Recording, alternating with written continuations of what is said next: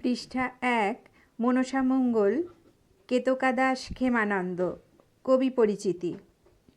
পশ্চিমবঙ্গীয় ধারার কবি কেতকাদাস ক্ষেমানন্দ বিশিষ্ট প্রাক আধুনিক যুগের অন্যান্য বাঙালি কবিদের মতো কেতকাদাস ক্ষেমানন্দের ব্যক্তি পরিচয় অনেকটাই অন্ধকারাচ্ছন্ন।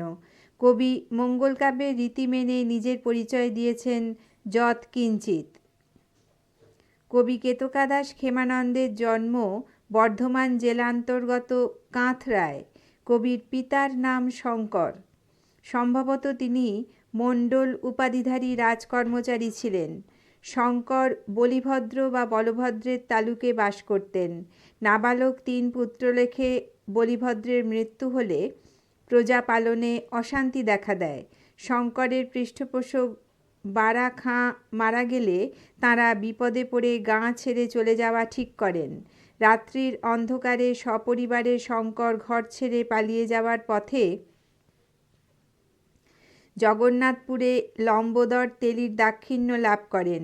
এরপর অন্য স্থানে গিয়ে বিষ্ণুদাসের ভাই ভাড়ামল্লের কাছ থেকে কবির পিতা 3খানি গ্রাম পান। তাঁরা সুস্থির হয়ে বসবাস শুরু করেন। একদিন কবির জননী রাগ করে পুত্রকে মাঠ থেকে খড় কেটে আনতে বললে কবি ভাই অভিরামকে সঙ্গে নিয়ে খড় কাটতে যান। সেখানে কয়েকটি বালক জল সেঁচে মাছ ধরছিল। কবি তাদের দলভুক্ত হয়ে মাছ ধরার ইচ্ছা প্রকাশ করলে তারা রাজি না হওয়ায় কবি তাদের মাছগুলো কেড়ে নিয়ে ভাই অভিরামকে দিয়ে বাড়ি পাঠিয়ে দেন। ক্ষোভে বালকেরা গালি দিতে দিতে মাঠ ছেড়ে চলে যান।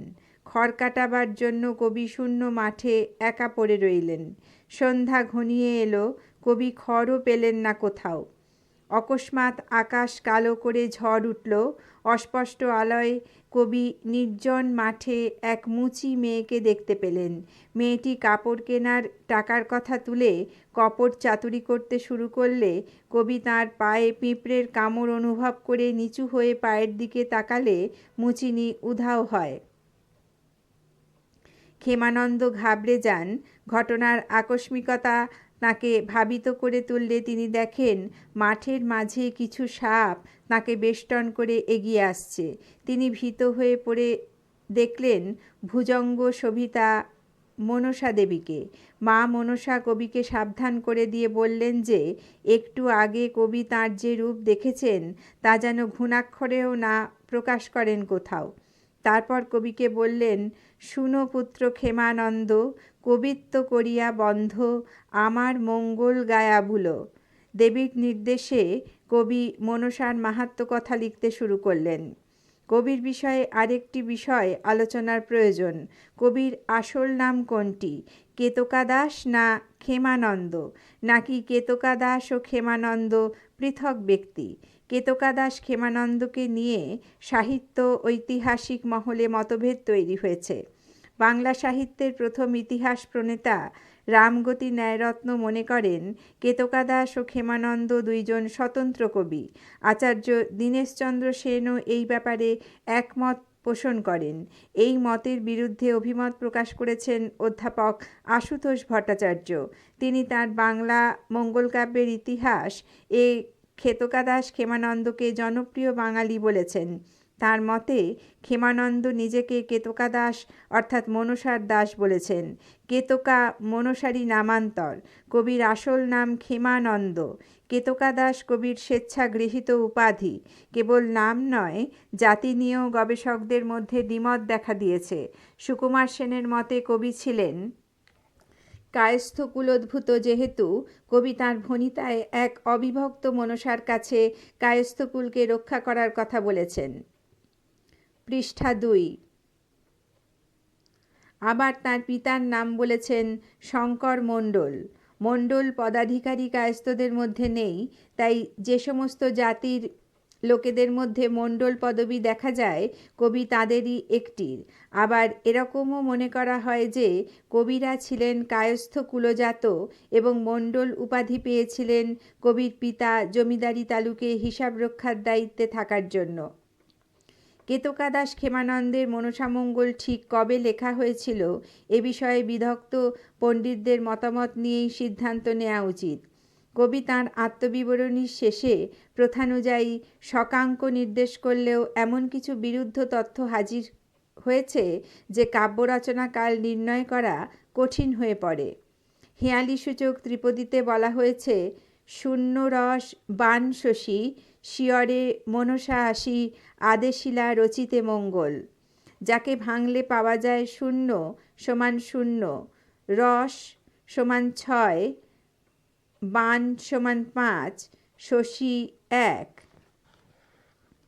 অর্থাৎ 1560 1560 শকাব্দ সমান 1638 খ্রিস্টাব্দ। বারা খাঁর ব্যাপারে যে একটি তথ্য পাওয়া গেছে সেটি হলো ইনি কবিকঙ্কন মুকুন্দ চক্রবর্তীর পুত্র শিবরাম চক্রবর্তীকে 20 বিঘা ব্রহ্মোত্তর সম্পত্তি দান করেছিলেন। জমির দানপত্রটি কবিকঙ্কনের বংশধর যোগেশচন্দ্র ভট্টাচার্যের কাছ থেকে দীনেশচন্দ্র সেন দেখবার সুযোগ পেয়েছিলেন এবং কিছুদিন তার হেফাজতে রাখতে পেয়েছিলেন।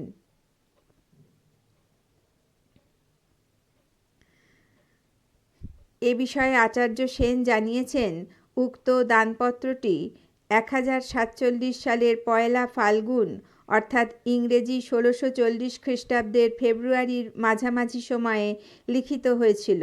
দলিলে বারা খাঁর স্বাক্ষর আছে। এই তথ্য সত্য হলে বারা খাঁর মৃত্যু 1640-এর আগে হতে পারে না। কবির আত্মবিবরণীতে পাওয়া যায়, যুদ্ধে বারা খাঁর মৃত্যু হলে দেশে অরাজক পরিস্থিতির সৃষ্টি হয় এবং কবিরা সপরিবারে গ্রাম ছেড়ে জগন্নাথপুরে চলে এসেছিলেন এবং তারও বেশ কিছুকাল পরে দেবী মনসার নির্দেশ প্রাপ্ত হয়েছিলেন। এটি সম্ভব নয়। অধ্যাপক সুকুমার সেন ইতিহাসের অঙ্ক মিলিয়ে বলেছেন যে দলিলে যাঁর স্বাক্ষর আছে তিনি বারা খাঁ নন, কুতুব খাঁ। তাই বারা খাঁর সময়কালের সাহায্যে ক্ষেমানন্দের কাল নির্ণয় সম্ভব নয় এমন একটি সিদ্ধান্তে পৌঁছেছেন সুকুমার সেন বাবু।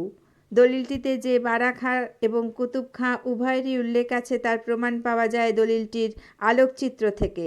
আলোকচিত্রটি মধ্যযুগের বাংলা সাহিত্যের তথ্য ও কালক্রম গ্রন্থের রচয়িতা অধ্যাপক সুখময় মুখোপাধ্যায় তাঁর গ্রন্থে মুদ্রিত করে দিয়েছেন। দলিলের তারিখটির সমস্যার মূল কেন্দ্র। এ ব্যাপারে সুখময় বাবুর বক্তব্য, দলিলটির আলোকচিত্র থেকে পরিষ্কার বোঝা যাবে এর লিপিকাল 1047 নয় 1041 সাল।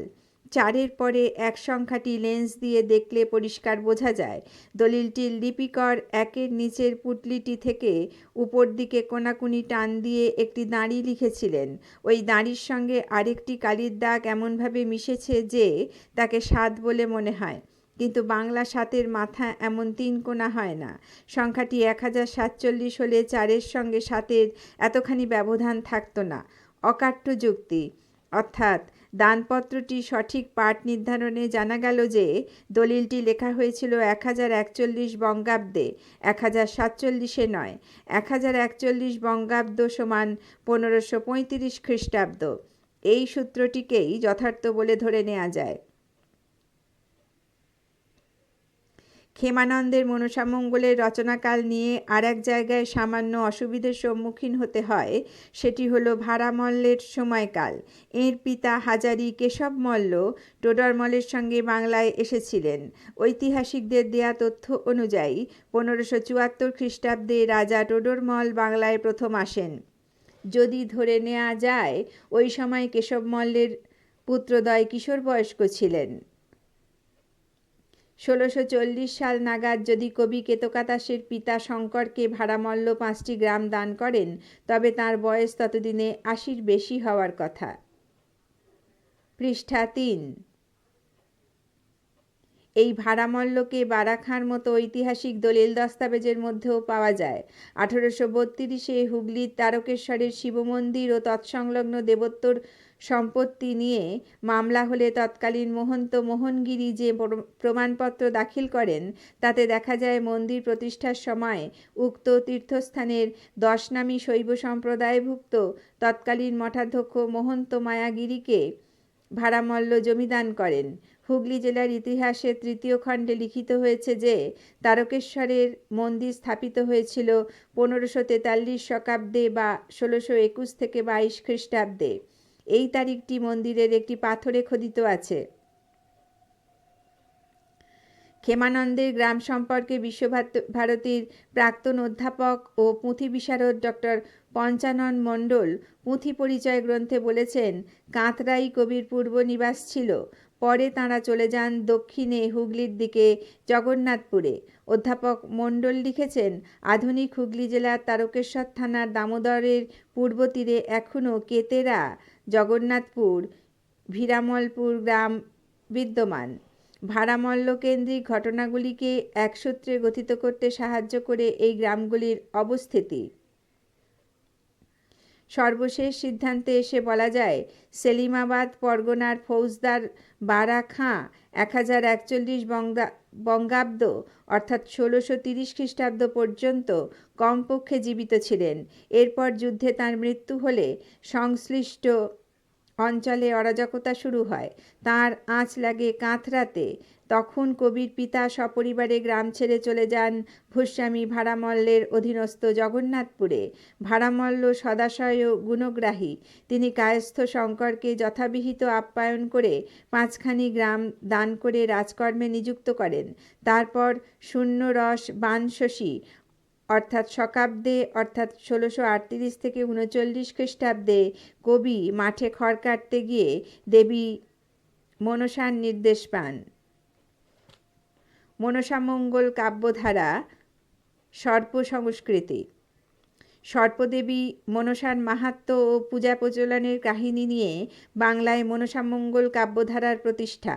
সৃষ্টির আদিকাল থেকে সর্প হিংস্র বিষধর এক প্রাণী। তার এক মোক্ষম ছোবলেই প্রাণীর প্রাণান্ত। এই আধি ভৌতিক সংকটের মুখোমুখি দাঁড়িয়ে এককালে বিপন্ন মানুষ সর্পের অধিষ্ঠাত্রী এক দেবীর কল্পনা করেছিল, যিনি বঙ্গদেশে কালক্রমে মনসা নামে পরিচিতা হয়েছেন। পণ্ডিতগণের অভিমত, সুপ্রাচীন কাল থেকে ভারতে সর্পপূজা প্রচলিত থাকলেও সর্প সংস্কৃতির স্নেক কাল্ট বা সার্পেন্ট লোর সূচনা ঘটেছিল প্রাচীন মিশরে আজ থেকে প্রায় 6000 বছর আগে। পিরামিডের মধ্যে ও অন্যত্র মিশরের রাজা অর্থাৎ ফারাওদের ব্যবহৃত যেসব রাজকীয় সামগ্রী পাওয়া গিয়েছে তার ভিতর তাদের যে শিরস্ত্রাণ মিলেছে তাতে সর্পচিহ্ন লাঞ্ছিত মুকুটও রয়েছে। উদ্যত ফনা সর্পের এই প্রতিকৃতি মুকুটে শোভিত হওয়ার ফলে ধারণা হয় যে মিশরের সর্প সংস্কৃতি রাজকীয় পৃষ্ঠপোষণা পেয়েছিল। এছাড়া মেডুসা নাম্নী যে মিশরীয় দেবীর উল্লেখ পাওয়া যায় তার মূর্তিটি বিস্ময়করভাবে সর্পশোভিত। তিনি গলায়, হাতে, বাজুতে, কোমরে, পায়ে যেসব অলঙ্কার ধারণ করে আছেন সেগুলি এক একটি সর্পের আকৃতি। মিশরীয় এই সর্প সংস্কৃতির প্রভাব পরবর্তীকালে প্রাচ্যের অন্যান্য অঞ্চলেও ছড়িয়ে পড়ে বলে প্রত্ন গবেষকদের ধারণা। অন্যদিকে কেউ কেউ মনে করেন সর্পকে দেবতা হিসেবে পূজা করার রীতি প্রথম চালু হয়েছিল ইউফ্রেটিস নদী তীরবর্তী তুরানি জাতির মধ্যে। তারপর এই জাতির শাখা বিভিন্ন দেশে উপনিবিষ্ট হলে সেই সব অঞ্চলে সর্পপূজা বিস্তৃত হয়। পাশ্চাত্য পণ্ডিত জে ফার্গুসন বলেন যে তুরানি জাতি ভারতের উত্তর পশ্চিম গিরিপথ দিয়ে এদেশে প্রবেশ করেছিল এবং তারাই ভারতে সর্পপূজার আদি প্রবর্তক। এর সঙ্গে আর্য জাতির কোনো মৌলিক সম্পর্ক নেই, বরং আর্যরা ভারতে এসে তুরানীয়দের কাছ থেকে এই সংস্কৃতি গ্রহণ করে। পৃষ্ঠা 4। আর্যদের রচিত সর্বপ্রাচীন গ্রন্থ ঋগ্বেদ। এই গ্রন্থে সর্পের উল্লেখ থাকলেও সর্পপূজার কোনো নিদর্শন নেই। অবশ্য ঋগ্বেদের দশম মণ্ডলে 76 ও 94 সংখ্যক সূক্তে কয়েকজন সর্প ঋষির নাম পাওয়া যায়। অথর্ব বেদে বেশ কয়েকজন সর্প দেবতার উল্লেখ আছে, যাদের মধ্যে উল্লেখযোগ্য সজ, প্রিরাকু, কলমাস গ্রীব ও তক্ষক। অথর্ববেদে সর্পের উদ্দেশ্যে কতগুলি মন্ত্র রচিত হওয়ার সূত্র ধরে অনুমান করা যায় যে এই সময় নাগাদ ভারতীয় আর্য সমাজে সর্পপূজা প্রচলিত হয়ে গিয়েছিল। সর্পবিদ্যা নামক এক জ্ঞাতব্য বিষয়ের উল্লেখ পাওয়া যাচ্ছে বেদ পরবর্তী ব্রাহ্মণের যুগে। আর আশ্বলায়ন গৃহ্য সূত্রে সবিস্তারে সর্পপূজার প্রকরণসমূহকে উল্লেখিত হতে দেখা যায়। শ্রাবণ পূর্ণিমা থেকে অগ্রহায়ণ পূর্ণিমা পর্যন্ত বর্ষার 4 মাসের প্রতিদিন সর্পভীতি নিবারণের জন্য সর্পের উদ্দেশ্যে ভোজ্য বা বলি নিবেদন করার বিধান পাওয়া যায় গৃহ্য সূত্রাদিতে।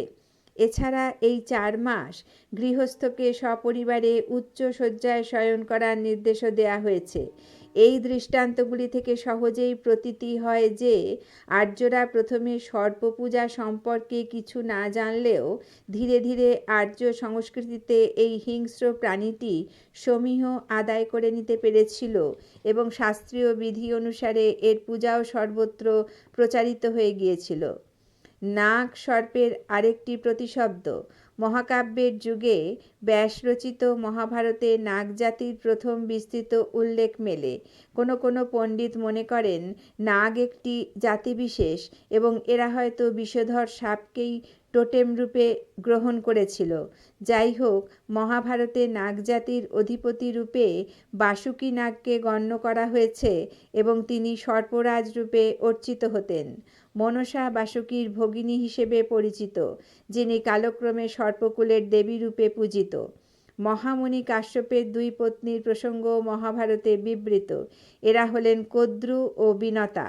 কদ্রুর গর্ভে বাসুকী প্রমুখ নাগগণের উৎপত্তি, আর অন্যদিকে বিনতার সন্তান গরুড়, যিনি বিষ্ণুর বাহন।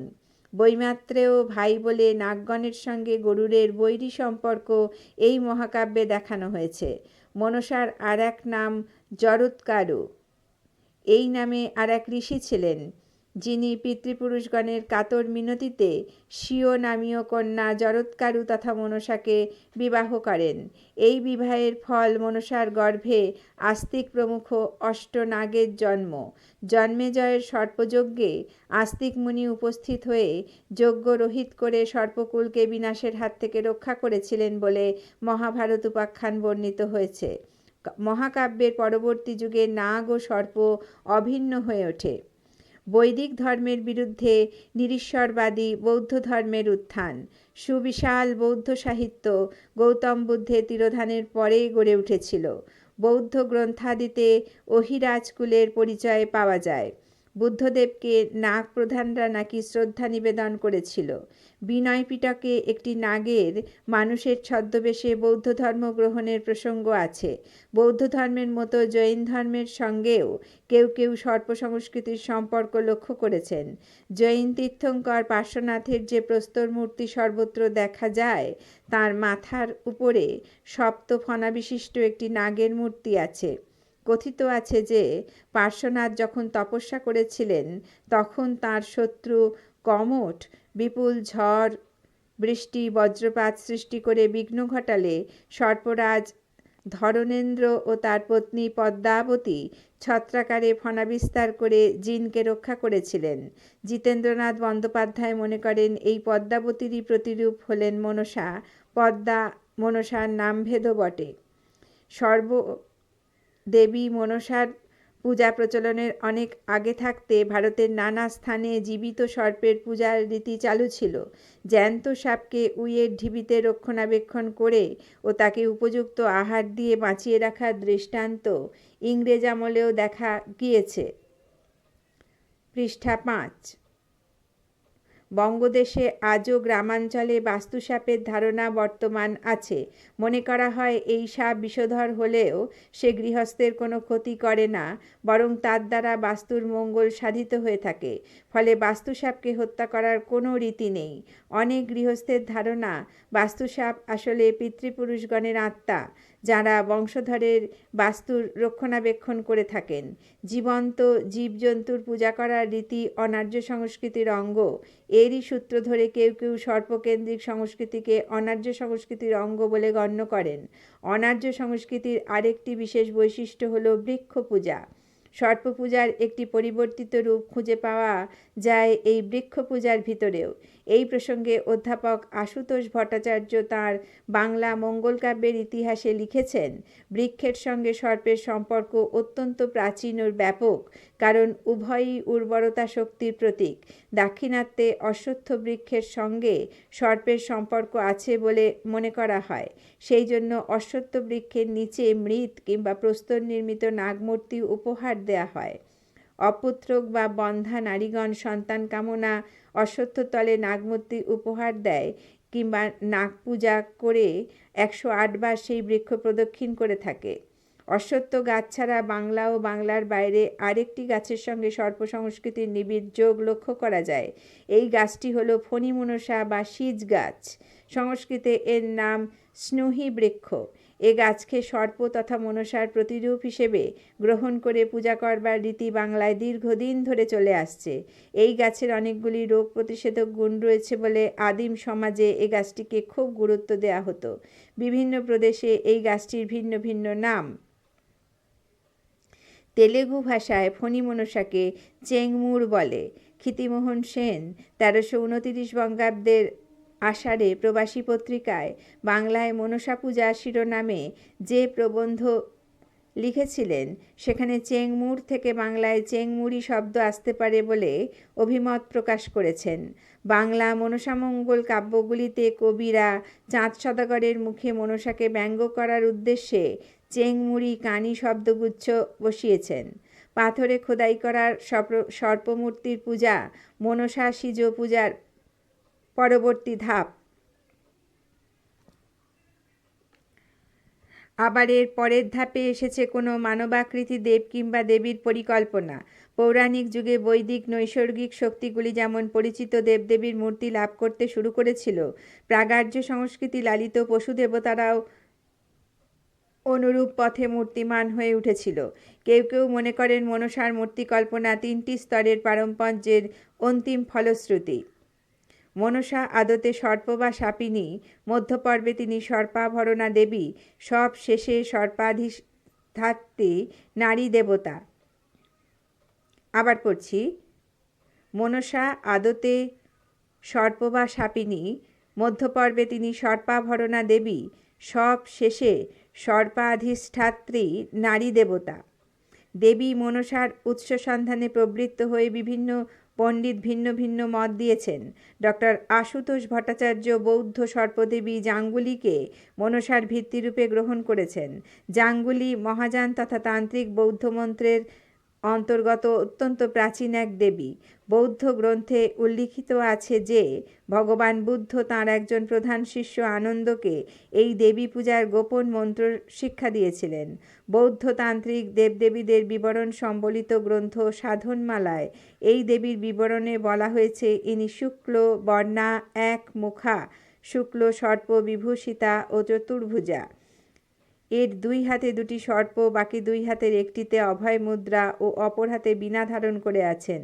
সাধনমালাতে এই দেবীর আর যে পরিচয় পাওয়া যায় তাতে দেখা যায় কোথাও ইনি দ্বিভুজা, আবার কোথাও স্বরভুজা, এমনকি ত্রিমুখাও বটে। সর্পের বিস্তৃত ফণার নিচে তিনি উপবিষ্টা।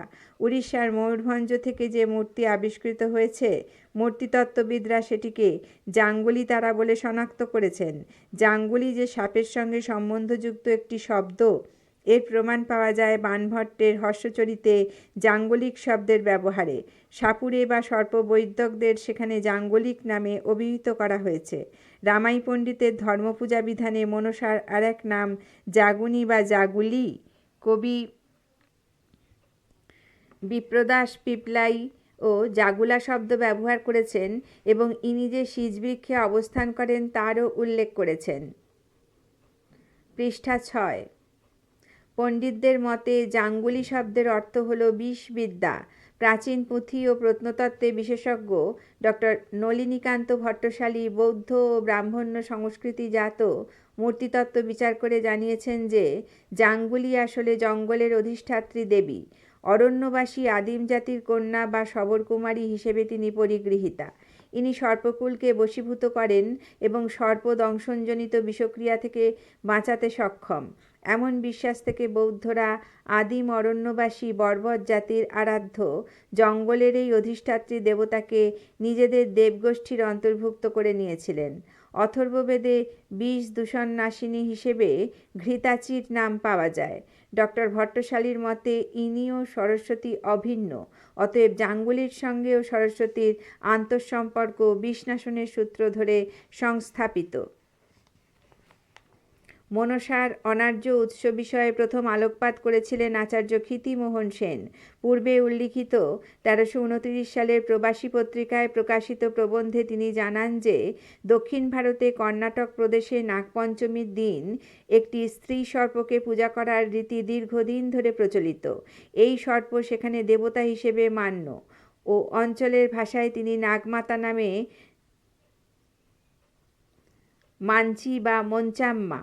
কর্ণাট দেশীয় রাজপুরুষ সেনরা বাংলায় আগমনকালে তাঁদের সংস্কৃতির অঙ্গ হিসেবে মঞ্চাম্মাকে স্মৃতিতে বহন করে এনেছিলেন, যিনি পরে বাংলার সর্পদেবী মনসাতে রূপান্তরিত হয়েছেন।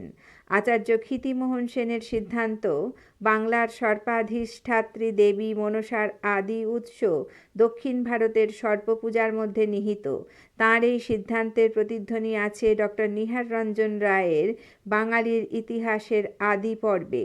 সেই সঙ্গে ডক্টর রায়ের অতিরিক্ত সংযোজন সাপ প্রজনন শক্তির প্রতীক এবং মূলত কৌম সমাজের প্রজনন শক্তির পূজা হইতেই মনসা পূজার উদ্ভব, এ তথ্য নিঃসন্দেহ।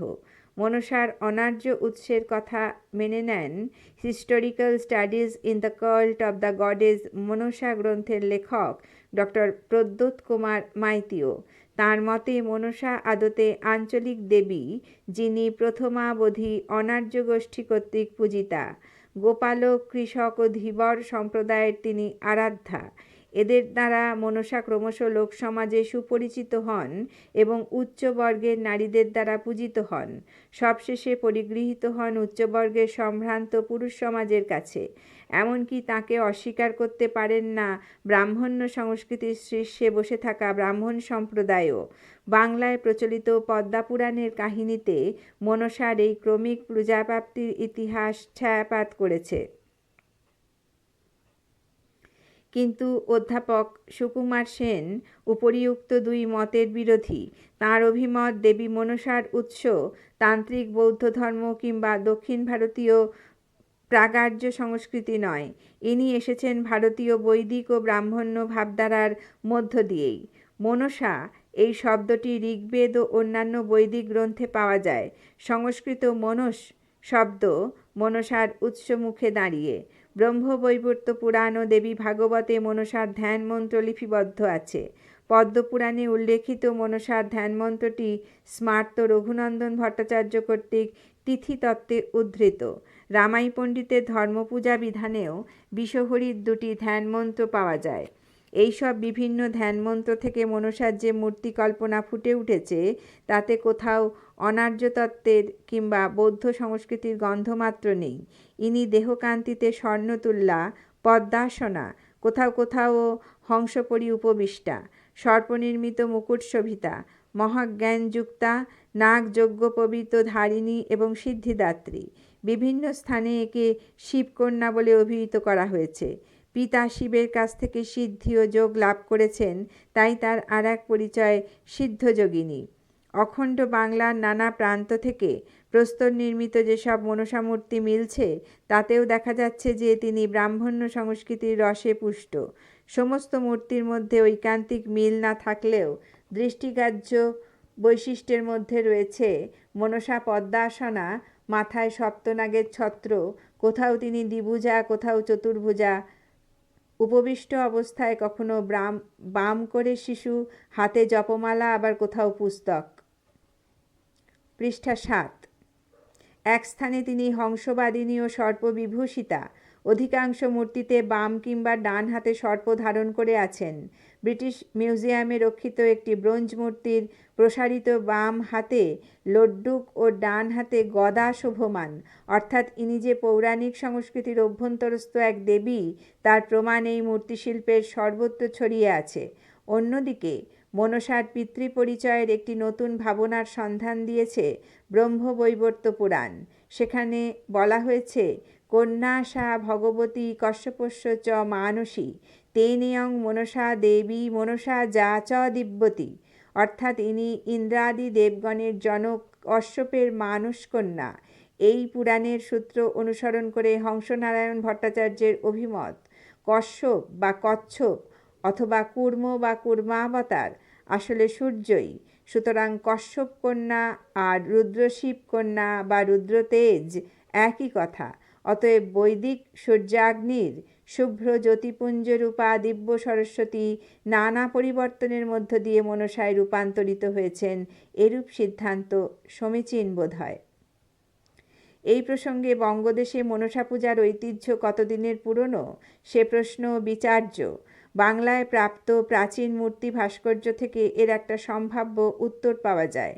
কেবল বৃহত্তর বঙ্গ নয়, এর সংলগ্ন প্রদেশগুলি থেকেও বেশ কিছু মনসা মূর্তি আবিষ্কৃত হয়েছে, যাদের নির্মাণকাল দশম থেকে দ্বাদশ শতক বলে অনুমান করা হয়েছে। বীরভূমের পাইকর গ্রামে প্রাপ্ত মূর্তির পাদদেশে সেন রাজবংশের আদিপুরুষ বিজয় সেনের নাম উৎকীর্ণ থাকায় বোঝা যায় একাদশ শতকের বাংলায় দেবী মনসা মূর্তিতে পূজিত হতেন। উত্তরবঙ্গের পাহাড়পুরে যে ধ্বংসাবশেষ আবিষ্কৃত হয়েছে সেখানে প্রাপ্ত আরেকটি মনসা মূর্তি একাদশ শতকের বলে সিদ্ধান্ত করা হয়েছে। বীরভূমের ভাদিশ্বরে আবিষ্কৃত একটি পূর্ণাঙ্গ মনসা মূর্তি, যা কিনা পাইকরে প্রাপ্ত ভাস্কর্যটির অনুরূপ, পণ্ডিতদের বিবেচনায় প্রায় অভিন্ন সময়ে গঠিত হয়েছিল। এই মূর্তিটিতে 7টি সাপ দেবীর মাথার উপরে ফণা বিস্তার করে আছে। তার বাম হাতে রয়েছে একটি সাপ সর্পনির্মিত কাঁচুলিতে বক্ষ আচ্ছাদিত, একপাশে একজন সহচরী। রাজশাহী থেকে প্রাপ্ত ধাতু নির্মিত একটি মূর্তিতে দেখা যায় দেবী দ্বিভুজা, সপ্ত সর্পের ফণার নিচে আসীনা, বাম ক্রোড়ে একটি শিশু, ডান হাতের পিছনে বৃক্ষ শাখা দৃশ্যমান, সম্ভবত সিজ গাছ। মূর্তিটি নির্মাণকাল সঠিকভাবে নির্ধারিত হয়নি। কেউ কেউ বলেন এটি নাকি পাল যুগের মূর্তি ভাস্কর্য। যদি তা সত্য হয় তাহলে মনসা পূজার ঐতিহ্য অষ্টম নবম শতকেও টেনে নিয়ে যাওয়া যায়। এই মূর্তিগুলি প্রমাণ করে যে মনসার আরাধনা নারীকুলের ঘটপটের ধর্মাচার ছেড়ে উচ্চবর্ণের মধ্যে একাদশ শতকের ভিতরেই প্রচলিত হয়েছিল। যে অর্বাচীন পুরাণগুলিতে মনসার বিবরণ আছে সেগুলিও পণ্ডিতদের মতে খ্রিস্টীয় একাদশ দ্বাদশ শতকে রচিত। স্মৃতিগ্রন্থের সাক্ষ্য কম বেশি তাই। রাজা ভোজের রাজত্বকাল 1040 থেকে 1060 খ্রিস্টাব্দ পর্যন্ত, সেই সময় রচিত বলে স্থিরীকৃত রাজমাতণ্ড গ্রন্থে দেবী মনসার পূজার তিথি নির্দিষ্ট রয়েছে। বিখ্যাত স্মৃতিকার জিমুদবাহন ছিলেন দ্বাদশ শতাব্দীর লোক। তিনি তার কাল বিবেকে মনসা পূজার বিস্তারিত বিধান উল্লেখ করেছেন। কেবল বৃহৎবঙ্গ নয়, বাংলার বাইরেও মনসা পূজার যে ঐতিহ্য ছিল তার সুনিশ্চিত প্রমাণ পাওয়া গিয়েছে। বিহারের রাজগীরে খনন কার্যের ফলে একটি সর্প মন্দির আবিষ্কৃত হয়েছে। ওই মন্দিরের অভ্যন্তরে নারী রূপা নাগিনী মূর্তি অক্ষতভাবে পাওয়া গিয়েছে। এমনই সর্প মন্দির ছিল পূর্ব পাঞ্জাবের অম্বালা ও গুরগাঁওতে। সেখানকার মন্দিরের অধিষ্ঠাত্রী দেবী মনসা নামেই পরিচিত। উত্তরাঞ্চলের হরিদ্বারের কাছে এখনও মনসা পাহাড়ে মনসা মন্দির বিদ্যমান। উড়িষ্যার ময়ূরভঞ্জের খিচিং নামক স্থানে কিঞ্চিকেশ্বরী নামে এক সর্পদেবীর মূর্তি প্রতিষ্ঠিত আছে। মিথিলার রাজসভা কবি বিদ্যাপতি ছিলেন 15 শতকের প্রথমার্ধের মানুষ। পৃষ্ঠা 8। তিনি সংস্কৃত ভাষায় অন্যান্য বইপত্রের সঙ্গে ব্যারী ভক্তি তরঙ্গিনীও লিখেছিলেন। এটি দেবী মনসা সম্পর্কিত স্মৃতিপুস্তক। বৃন্দাবন দাস চৈতন্য ভাগবতে 15 শতাব্দীর শেষ ভাগে শ্রীচৈতন্যের জন্ম সমকালীন নবদ্বীপের ধর্মকর্মের পরিচয় দিতে গিয়ে লিখেছিলেন, দম্ভ করি বিষহরি পূজে কোনজন। এই বিষহরি যে মনসা তা ব্যাখ্যার অপেক্ষা রাখে না। প্রায় একই সময়ে লেখা হয়েছিল বিজয়গুপ্তের পদ্মা পুরাণ, যেখানে এই কবি কানা হরিদত্ত নামে তাঁর পূর্বজ এক মনসামঙ্গলকারের কথা উল্লেখ করেছেন, যাঁর লেখা গীত কালে লুপ্ত হয়েছিল। বোঝা যায় বিজয়গুপ্তের প্রায় শতবর্ষ পূর্বে মনসামঙ্গলের আদিকবি বলে স্বীকৃত হরিদত্তের আবির্ভাব ঘটেছিল। অর্থাৎ বাংলা ভাষায় মনসামঙ্গল কাব্যগুলির সূচনা হয়েছিল চতুর্দশ শতকের শেষ দিকে। হয়তো এরও আগে ব্রতকথা কিংবা নিছক সংক্ষিপ্ত পাঁচালীর আকারে প্রচলিত ছিল মনসামঙ্গলের কাহিনী, যা মনসা পূজার অঙ্গ হিসাবে একদা গীত বা পঠিত হতো।